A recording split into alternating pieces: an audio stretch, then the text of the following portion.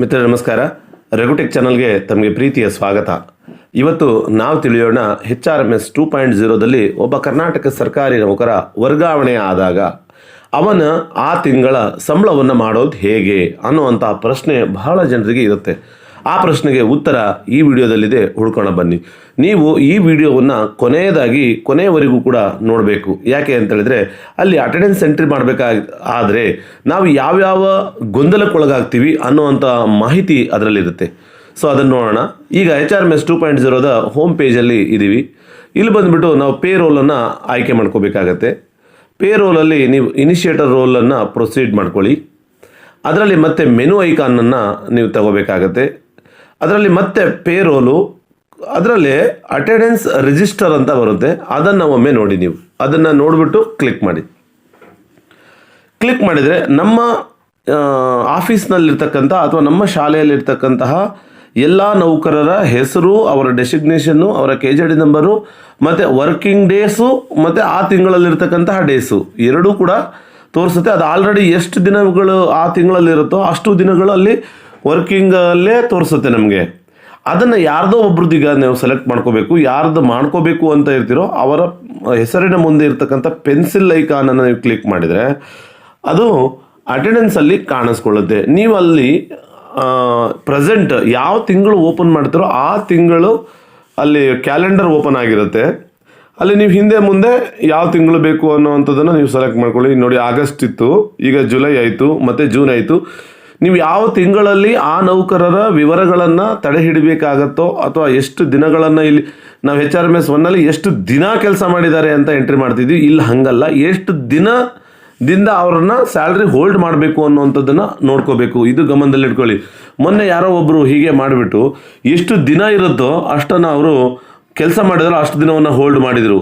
So ಅದಕ್ಕೆ ಇದು with hold, ಇದು ಆ್ಯಡ್ ವಿತ್ ಹೋಲ್ಡ್ ಆಗಿರುತ್ತೆ. ನೆನಪಿರಲಿ, ಎಷ್ಟು ದಿನ ಅವರು ನಿಮ್ಮಲ್ಲಿ ಕೆಲಸ ಮಾಡಿಲ್ವೋ ಅದನ್ನು ಎಂಟ್ರಿ ಮಾಡಬೇಕು. ಇನ್ನು ಉಳಿದಿದ್ದು ಅದು ತಗೊಳುತ್ತೆ. ಎಷ್ಟು ದಿನ ಕೆಲಸ ಮಾಡಿದಾರೋ ಉಳಿದಿದ್ದನ್ನು ಅದೇ ಸ್ಯಾಲ್ರಿ ಡ್ರಾಫ್ಟ್ ಬಿಲ್ ಅದು ಜನ್ರೇಟ್ ಆಗುತ್ತೆ. ಸೊ ಇಲ್ಲಿ ಯಾವ ದಿನ ಇರುತ್ತೋ ಅದು ಯೆಲ್ಲೋ ಕಲರಲ್ಲಿರುತ್ತೆ. ವರ್ಕಿಂಗ್ ಡೇಸ್ಗಳೆಲ್ಲವೂ ಕೂಡ ನೀವು ವರ್ಕಿಂಗ್ ಮಾಡಿರುವಂಥ ಡೇಸ್ಗಳೆಲ್ಲವೂ ಕೂಡ ಇಲ್ಲಿ ಗ್ರೀನ್ ಸಿಂಬಲಲ್ಲಿ ಬಂದಿರುತ್ತೆ. ಅದನ್ನು ನೀವು ಗಮನಿಸ್ಕೊಳ್ಳಿ. ಯಾವ ದಿನ ನೀವು ಕೆಲಸ ಮಾಡ್ತಿರೋ ಅದನ್ನು ತಗೊಳ್ಳಿ.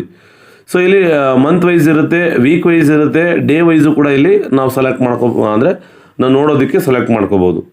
ಈಗ ಆ್ಯಡ್ ವಿತ್ ಹೋಲ್ಡ್ ಅಂತ ಇದೆ, ಅದನ್ನು ಪ್ರೆಸ್ ಮಾಡಿದರೆ ನಿಮಗೆ ಯಾವ ದಿನಾಂಕದಿಂದ ಯಾವ ದಿನಾಂಕಕ್ಕೆ ಅವ್ರಿಗೆ ಆ ತಿಂಗಳಲ್ಲಿ ಹೋಲ್ಡ್ ಮಾಡಬೇಕಾಗತ್ತೆ, ಅಂದರೆ ಯಾವ ದಿನ ನಿಮ್ಮಲ್ಲಿ ಕೆಲಸ ಮಾಡಿಲ್ವೋ ಆ ದಿನವನ್ನು ಇಲ್ಲಿ ಸೆಲೆಕ್ಟ್ ಮಾಡ್ಕೊಳ್ಳಿ.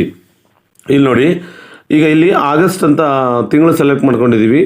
ಆ ತಿಂಗಳಲ್ಲೇ ನೀವು ಮಾಡ್ಕೋಬೇಕು. ಇಲ್ಲ ಬೇರೆ ತಿಂಗಳಾದರೆ ನೀವು ಬೇರೆ ತಿಂಗಳನ್ನು ಕೂಡ ಚೇಂಜ್ ಮಾಡ್ಕೋಬೋದು. ನಾನು ನೋಡಿ ಆಗಸ್ಟ್ 11ರಿಂದ ತಗೊಂಡಿದ್ದೀನಿ. ಇಲ್ಲಿ ಎಷ್ಟು ದಿನಗಳು ಅವರು ನಿಮ್ಮಲ್ಲಿ ಇಲ್ಲ ಆ ತಿಂಗಳಲ್ಲಿ. ಆಗಸ್ಟ್ 10ಕ್ಕೆ ಅವರಿದ್ದಾರೆ, 11ರಿಂದ ನಮ್ಮಲ್ಲಿ ಬರೋದಿಲ್ಲ. ಹಾಗಾಗಿ ನಾನು ಆ ತಿಂಗಳ ಕೊನೆಯ ದಿನಾಂಕದವರೆಗೂ ಕೂಡ ಸೆಲೆಕ್ಟ್ ಮಾಡಿಕೊಂಡು ಅಲ್ಲಿಂದ ಅವರಿಗೆ ಕಳಿಸ್ತೀನಿ. ಅಂದರೆ ನೀವು ಯಾವ ತಿಂಗಳಲ್ಲಿ ನೌಕರರು ಹೋಗಿರೋದು ಆ ತಿಂಗಳು ಮಾತ್ರ ನೀವು ಈ ಕೆಲಸ ಮಾಡಬೇಕು. ಇನ್ನು ಉಳಿದ ತಿಂಗಳುಗಳನ್ನು ಅವರ ಆಫೀಸಲ್ಲಿ ಮಾಡ್ಕೊಳ್ತಾರೆ. ಸೇವ್ ಕೊಡಿ. ನೋಡಿ, ಸೇವ್ ಕೊಟ್ಟ ತಕ್ಷಣ ರೆಕಾರ್ಡ್ಸ್ ಸೇವ್ ಆಯಿತು. ಕೆಳಗಡೆ ಸಬ್ಮಿಟ್ ಅನ್ನೋ ಬಟನ್ ಓಪನ್ ಆಗುತ್ತೆ. ಅವಾಗ ನೋಡಿ, ಗ್ರೀನ್ ಕಲರ್ ಎಲ್ಲ ನಿಮ್ಮಲ್ಲಿ ಕೆಲಸ ಮಾಡಿರುವಂಥದ್ದು, ಆಮೇಲೆ ರೆಡ್ ಕಲರ್ ಇರೋವೆಲ್ಲ ವಿತ್ ಹೋಲ್ಡ್ ಮಾಡಿದ್ದಾವೆ. ಅಲ್ಲಿ ಹೋಗಿ ಅವರು ಅಷ್ಟು ದಿನಗಳನ್ನು ಅವರು ಅಲ್ಲಿ ಎಂಟ್ರಿ ಮಾಡ್ಕೊಳ್ತಾರೆ. ಸೊ ಇಲ್ಲಿ ರೀಸನ್ನನ್ನು ಕೊಡಿ, ರಿಮಾರ್ಕ್ಸನ್ನು ಕೊಡಿ, ಟ್ರಾನ್ಸ್ಫರ್ ಅಂತ ಕೊಟ್ಟು ಇಲ್ಲಿ ನೀವು ಸಬ್ಮಿಟ್ ಅನ್ನೋವಂತಹ ಆಪ್ಷನ್ ಕೆಳಗಡೆ ಬಂದಿರುತ್ತೆ. ನೀವು ಇಲ್ಲಿ ಆ್ಯಡ್ ಕೊಟ್ಟಾದ್ಮೇಲೆ ಸಬ್ಮಿಟ್ ಅನ್ನೋ ಆಪ್ಷನ್ ಬರುತ್ತೆ, ಇಲ್ಲಾಂದರೆ ಬರೋದಿಲ್ಲ. ಈ ಸಬ್ಮಿಟನ್ನು ಕೊಟ್ಟು ನೀವು 3 ರೋಲಲ್ಲಿ ಆ ಒಂದು ಪ್ರೋಸೆಸನ್ನು ಮುಗಿಸ್ಬೇಕು. ಆವಾಗ ನಿಮಗೆ ಏನು ಡ್ರಾಫ್ಟ್ ಬಿಲ್ ಇತ್ತಲ್ಲ ಆ ಡ್ರಾಫ್ಟ್ ಬಿಲ್ಲಲ್ಲಿ ರೀಪ್ರೋಸೆಸ್ ಕೊಟ್ಟರೆ ಅವರಿಗೆ ಅಷ್ಟು ಏನು ಕೆಲಸ ಮಾಡಿದಾರೋ ಅಷ್ಟು ದಿನಗಳು ಮಾತ್ರ ಅಲ್ಲಿ ಸ್ಯಾಲ್ರಿ ಜನ್ರೇಟ್ ಆಗುತ್ತೆ. ನೀವು ಸ್ಯಾಲ್ರಿಯನ್ನು ಮಾಡ್ಕೋಬೋದು. ಸೊ ಇಲ್ಲಿ ಸ್ಯಾಲ್ರಿ ಮಾಡಬೇಕು. ಇದು ಆಗಸ್ಟ್ ತಿಂಗಳಲ್ಲಿ ಆಗಿರ್ತಕ್ಕಂತಹ ವಿಷಯ.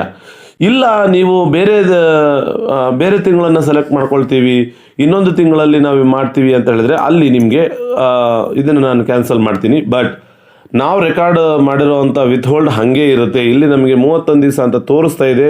ಆದರೆ ನೀವು ಕ್ಯಾನ್ಸಲ್ ಮಾಡಿದ್ರೆ ಇಲ್ಲ ಡಿಲೀಟ್ ಮಾಡಬೇಕಾಗತ್ತೆ. ನೋಡಿ, ಇಲ್ಲಿ ಅದು ಹಾಗೆ ಇದೆ. ನಾವು ಕ್ಯಾನ್ಸಲ್ ಮಾಡಿದ್ರೂ ಹಾಗೆ ಇದೆ. ನಾವು ಇದನ್ನು ಡಿಲೀಟ್ ಮಾಡೋವರೆಗೂ ಅದು ಹೋಗೋದಿಲ್ಲ. ನಿಮ್ಗೆ ಯಾವುದೇ ರೀತಿ ಪ್ರೋಸೆಸ್ ಮಾಡೋದಕ್ಕೆ ಬರೋದಿಲ್ಲ. ನೀವು ಇಲ್ಲ 3 ಪ್ರೋಸೆಸ್ಸಲ್ಲಿ ಮುಗಿಸ್ಬೇಕು. ಇಲ್ಲ ಅಂತ ಅವ್ರನ್ನ ಏನು ವಿತ್ ಮಾಡಿ ಸಬ್ಮಿಟ್ ಕೊಟ್ಟು ಕಳಿಸ್ಬಿಟ್ಟು ಪ್ರೋಸೆಸ್ ಮಾಡಿದರೆ ಮಾತ್ರ ಅದು ನಿಮಗೆ ಸ್ಯಾಲ್ರಿ ಬಿಲ್ಲಲ್ಲಿ ಚೇಂಜಸ್ ಆಗೋದಕ್ಕೆ ಸಾಧ್ಯವಾಗುತ್ತೆ. ಇನ್ನು ಸ್ಯಾಲ್ರಿ ನೀವು ಏನು ಅರ್ಧ ತಿಂಗಳು ಮಾಡಿರ್ತೀರೋ ನೀವು ಕಳಿಸೋವಾಗ ಅಲ್ಲಿನೂ ಕೂಡ ಪ್ರಾಬ್ಲಮ್ ಆಗ್ತಾ ಇರುತ್ತೆ. ರೀಕಂಪ್ಯೂಟೇಷನ್ನಿಗೆ ನೀವು ಮತ್ತೆ ಕೇಳ್ತಾ ಇರುತ್ತೆ, ಅದನ್ನು ಕೂಡ ಸರಿಯಾಗಿ ನೋಡಿಕೊಂಡು ಮಾಡಬೇಕಾಗತ್ತೆ.